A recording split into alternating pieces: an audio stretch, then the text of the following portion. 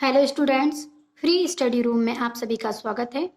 इस वीडियो में हम प्रश्नावली 1.2 का प्रश्न क्रमांक 2 को हल करेंगे। प्रश्न कुछ इस प्रकार है। पूर्णांकों के निम्नलिखित युग्मों के महत्तम समावर्तक मतलब HCF और लघुत्तम समावर्तक मतलब LCM ज्ञात कीजिए तथा इसकी जांच कीजिए कि दो संख्याओं का गुणनफल बराबर महत्तम समावर्तक गुणित लघुत्तम समावर्तक है। इस प्रश्न में कुछ संख्याएं दी गई हैं जिनके हमें महत्तम समावर्तक और लघुत्तम समावर्तक निकालना है और जांच करना है कि दोनों संख्याओं का गुणनफल मतलब जब दोनों संख्याओं का गुणा करें तो वह दोनों संख्याओं के लघुत्तम समावर्तक और महत्तम समावर्तक के गुणनफल के बराबर हो। पहला प्रश्न दिया है 26 और 91। सबसे पहले हम इनके गुणनखंड निकाल लेंगे।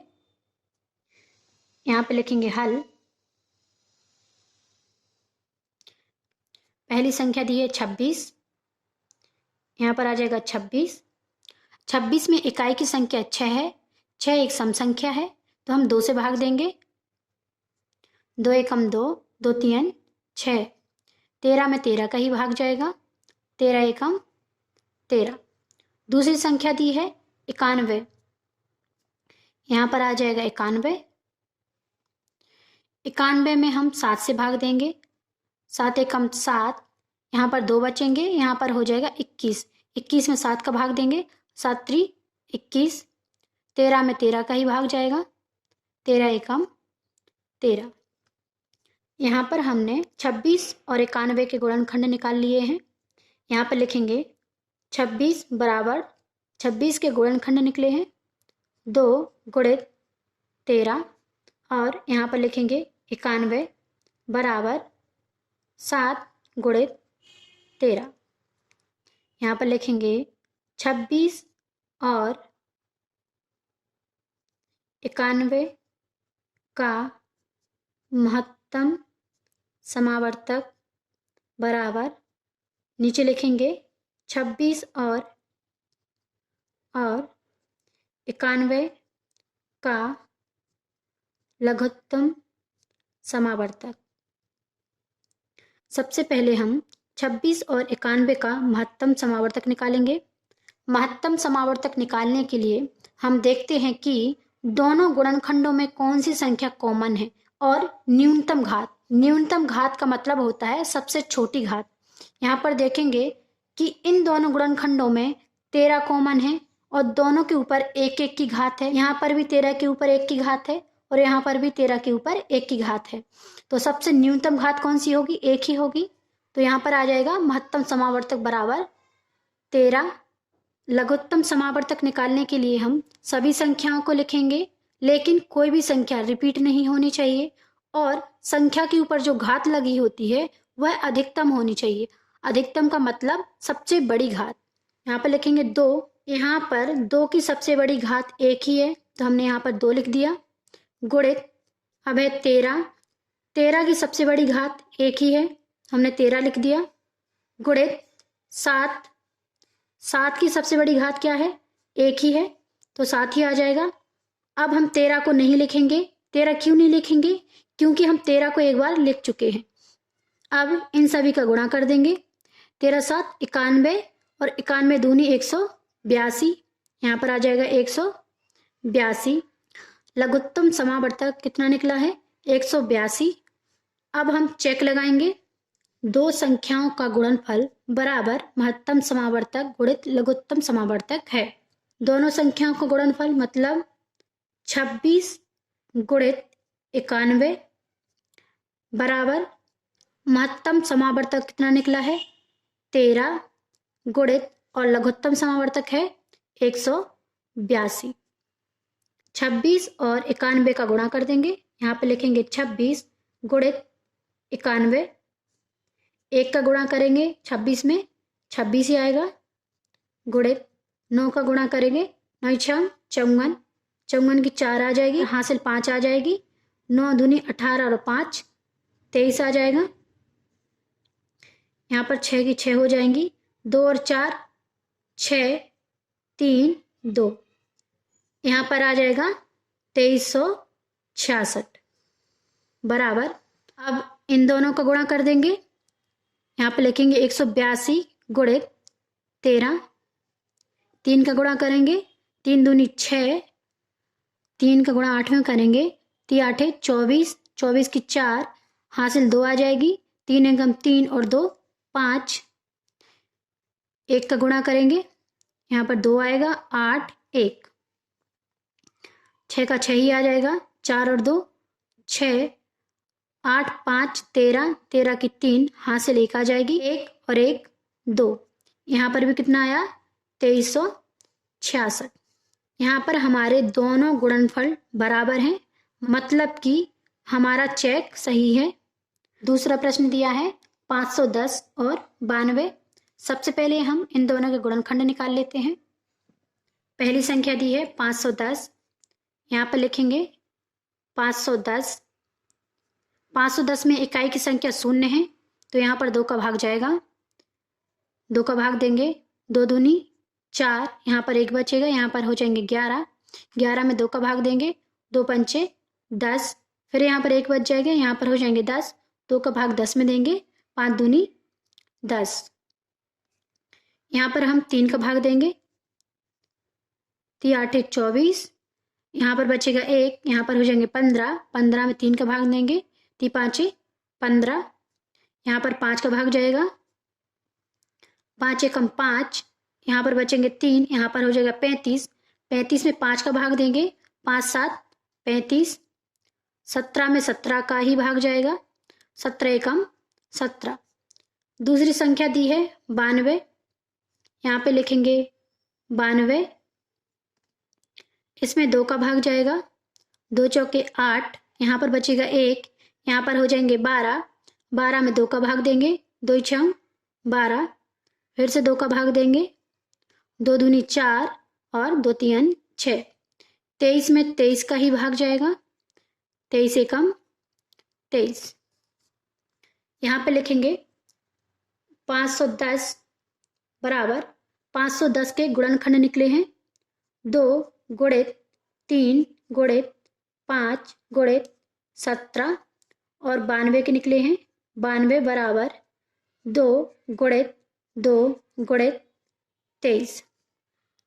इसको हम ऐसे भी लिख सकते हैं, 2 यहाँ पर कितनी बार है, 2 बार है, मतलब 2 के ऊपर 2 की घात गुणित 23।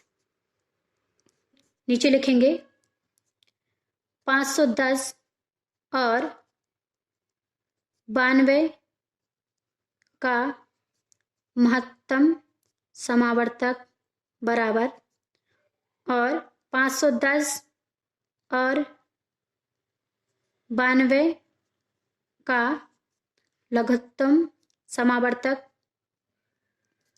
महत्तम समावर्तक निकालने के लिए सबसे पहले इन दोनों गुणनखंडों में देखेंगे कि कौन सी संख्या कॉमन है। इस गुणनखंड में 2 है और इस गुणनखंड में भी 2 है, और सबसे छोटी घात मतलब न्यूनतम घात कौन सी है, यहाँ पर 2 की घात है और यहाँ पर 1 की घात है, तो सबसे छोटी घात कौन सी है, 1 है, तो यहाँ पर हम लिखेंगे 2। और कोई सी भी संख्या कॉमन है नहीं है, सिर्फ 2 ही था, तो हमारा महत्तम समावर्तक आ जाएगा 2। अब निकालेंगे लघुत्तम समावर्तक। लघुत्तम समावर्तक में हम सभी संख्याओं को लिखते हैं, बस संख्याओं को रिपीट नहीं करना है और सबसे बड़ी घात लिखनी है। लिखना शुरू करेंगे यहाँ से। 2 की सबसे बड़ी घात क्या है, यहाँ पर 1 है और यहाँ पर 2 है, तो यहाँ पर सबसे बड़ी घात आ जाएगी 2 के ऊपर 2 की घात गुणित 3 की सबसे बड़ी घात क्या है, 1 ही है, तो यहाँ पर 3 ही आ जाएगा गुणित 5 की सबसे बड़ी घात है 1 ही है गुणित 17 और गुणित 23। इन सभी का हम गुणा कर देंगे, गुणा कर लेते हैं। 2 के ऊपर 2 की घात का मतलब होता है 2 बार लिखा है, यहाँ पे लिखेंगे 2 गुणित 2 गुणित 3 गुणित 5 गुणित 17 गुणित 23। गुणा करेंगे, 2 दूनी 4, 4 3 12, 12 पंचे 60, यहाँ पर आ जाएगा 60 गुणित 17 गुणित 23।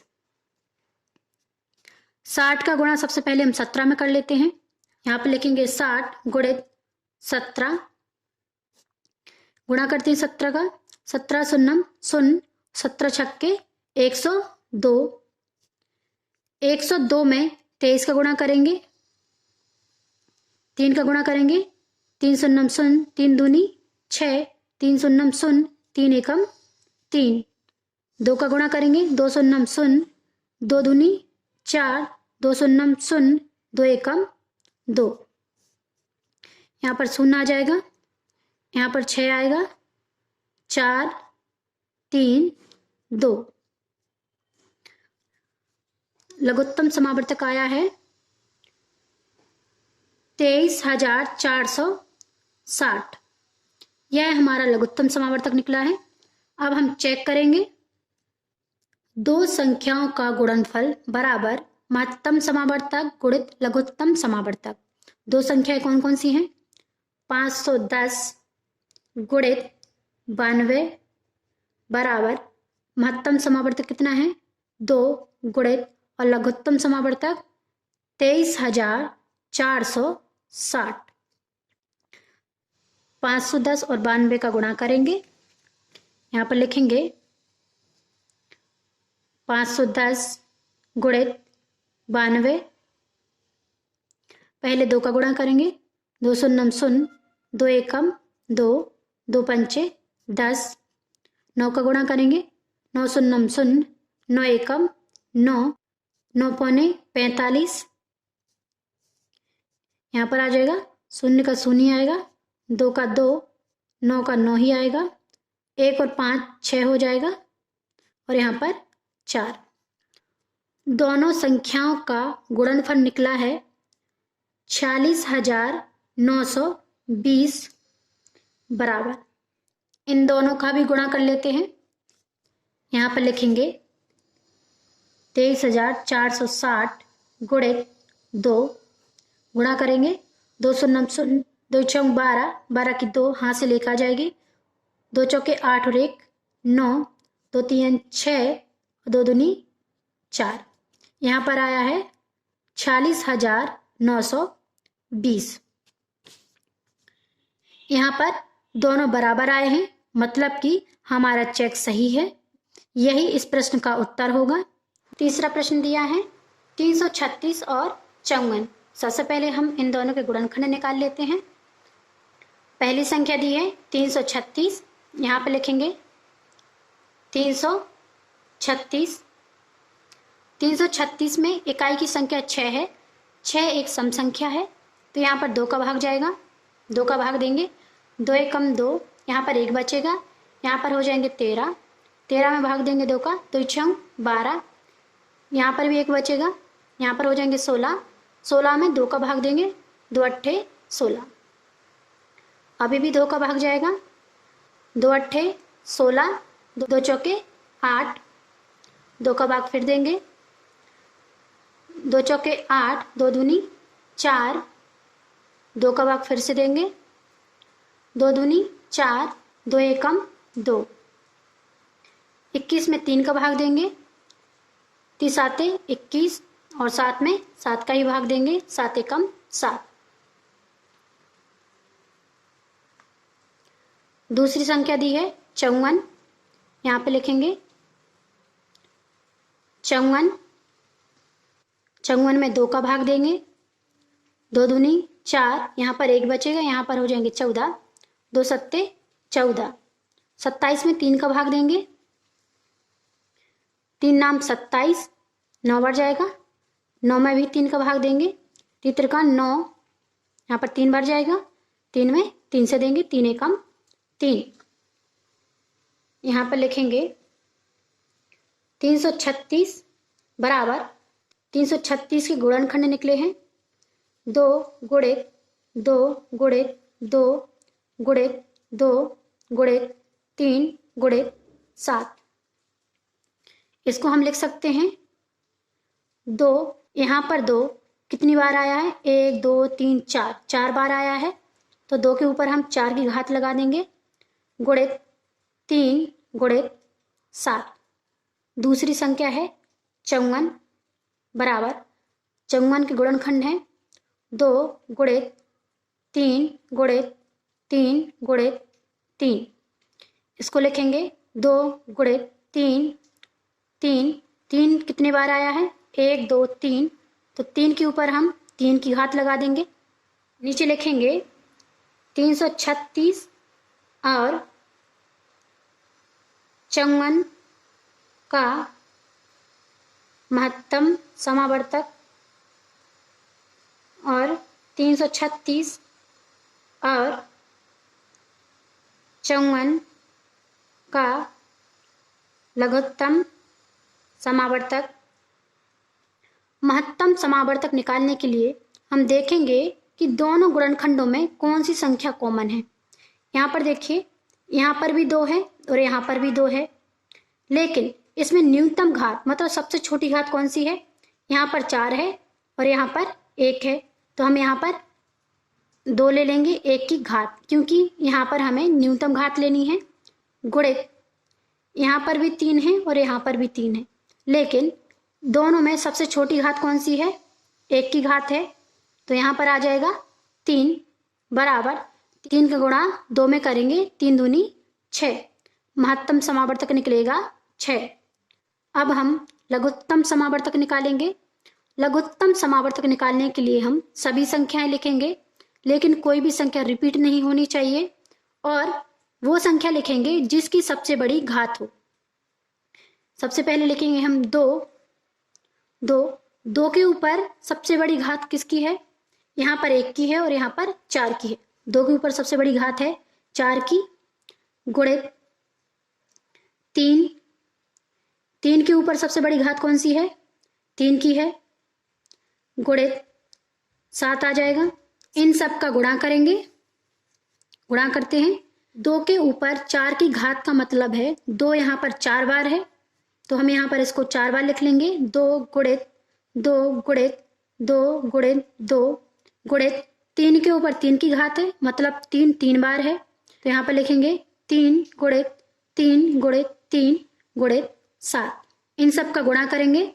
2 दूनी 4, 4 दूनी 8, 8 दूनी 16, 16 तिया 48, 48 तिया 144। यहाँ पर आ जाएगा 144 गुणित 3 गुणित 7। 144 में सबसे पहले हम 3 का गुणा करते हैं। तीचों के 12, 12 की 2 हाथ से लेकर आ जाएगी। तीचों के 12 और 1 13, 13 की 3 हाथ से लेकर आ जाएगी। 3 एकम 3 और 1 4। इसमें हम 7 का गुणा कर देंगे। 7 दूनी 14, 14 की 4 हाथ से 1 आ जाएगी। 7 3 21 और 1 22, 22 की 2 हाथ से 2 आ जाएगी। 7 चौके 28 और 2 30। हमारा लघुत्तम समावर्तक निकला है 3024। अब हम यहाँ पर चेक लगाएंगे। दो संख्याओं का गुणनफल बराबर महत्तम समावर्तक गुणित लघुत्तम समावर्तक है। दो संख्याएं कौन कौन सी हैं? 336 गुणित 54 बराबर महत्तम समावर्तक कितना है? 6 गुणित और लघुत्तम समावर्तक है 3024। सबसे पहले हम 336 और 54 का गुणा कर लेंगे। यहाँ पे लिखेंगे 336 गुणित 54। सबसे पहले 4 का गुणा करेंगे। 4 छंग 24, 24 की 4 हासिल 2 आ जाएगी। 4 3 12 और 2 14, 14 की 4 हासिल 1 आ जाएगी। 4 3 12 और 1 13। 5 का गुणा करेंगे। 5 छक्के के 30, 30 का 0 हासिल 3 आ जाएगी। 5 3 15 और 3 18, 18 की 8 हासिल 1 आ जाएगी। 5 3 15 और 1 16।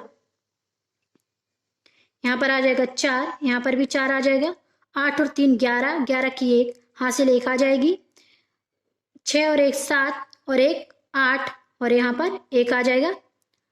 यहाँ पर आया है दोनों संख्याओं का गुणनफल आया है 18144 बराबर। अब इन दोनों को गुणा कर लेते हैं। 3024 गुणित 6, 6 का गुणा करेंगे। 6 चौके 24, 24 की 4 हासिल 2 आ जाएगी। 6 दूनी 12 और 2 14, 14 की 4 हासिल 1 आ जाएगी। 6 शून्यम 0 और 1 यहाँ पर 1 आ जाएगा। हाँ 6 3 18 यहाँ पर आया है 18,144। यहाँ पर दोनों के गुणनफल बराबर आए हैं, मतलब कि हमारी जांच सही है और यही इस प्रश्न का उत्तर होगा।